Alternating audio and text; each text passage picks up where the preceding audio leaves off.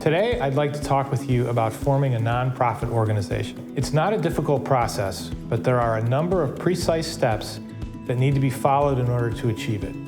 I urge you to consider hiring legal counsel to help you through these steps. The path to nonprofit status that I recommend is to first form a corporation. The state of Texas Secretary of State has a specific corporate organization for nonprofits. However, before you file, it's best to talk with counsel about what the purpose of the organization will be serving, how it plans to raise money, and how it'll be governed. These parameters will drive the process with the Secretary of State and the corporate documents that need to be produced. Eventually, these decisions will affect how you go about getting recognized as a nonprofit from the IRS. While you're going through the process with the Secretary of State, you should get counsel to draft your corporate documents.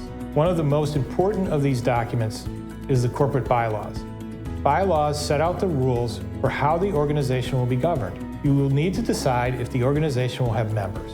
You also need to decide if the organization is run by members or by a board of directors or by some combination thereof. Counsel can help you parse through these options and determine what will best serve your objectives. Okay, so you have your corporation formed with the state of Texas, you have your corporate documents, your bylaws, and your board of directors.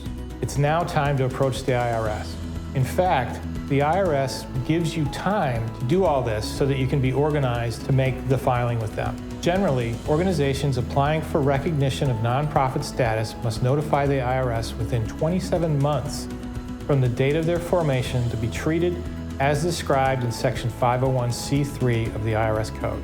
The IRS has established a short form filing for smaller organizations that can be done online and requires less supporting documentation. Larger organizations are required to go through a more detailed process and must submit their corporate documents for review. Either way, if you plan it correctly and serve a purpose allowed by the IRS code, your application should be approved.